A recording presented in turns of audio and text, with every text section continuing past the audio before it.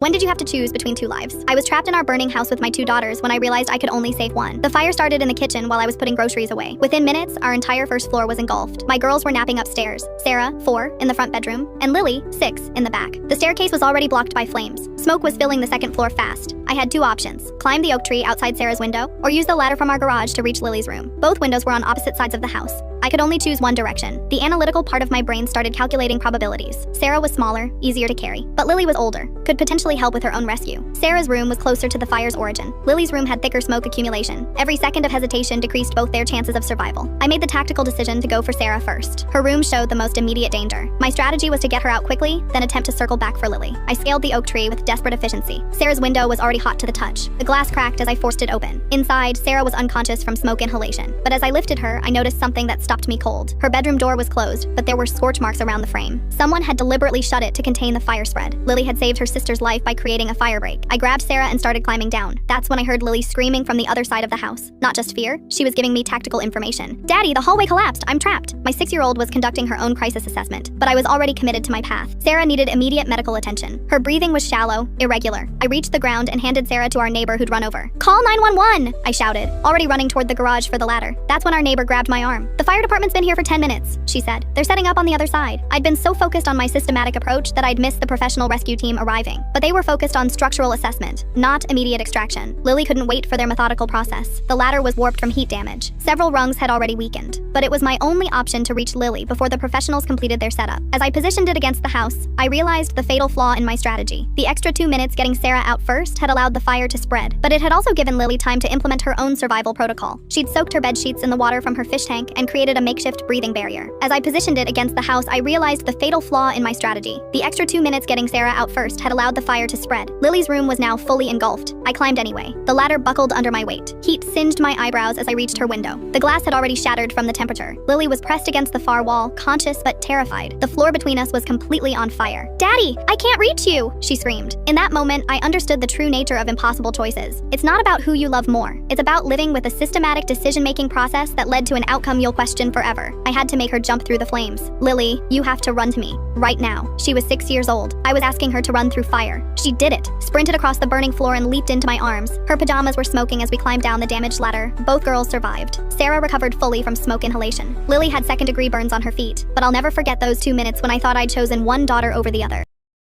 Subscribe for more.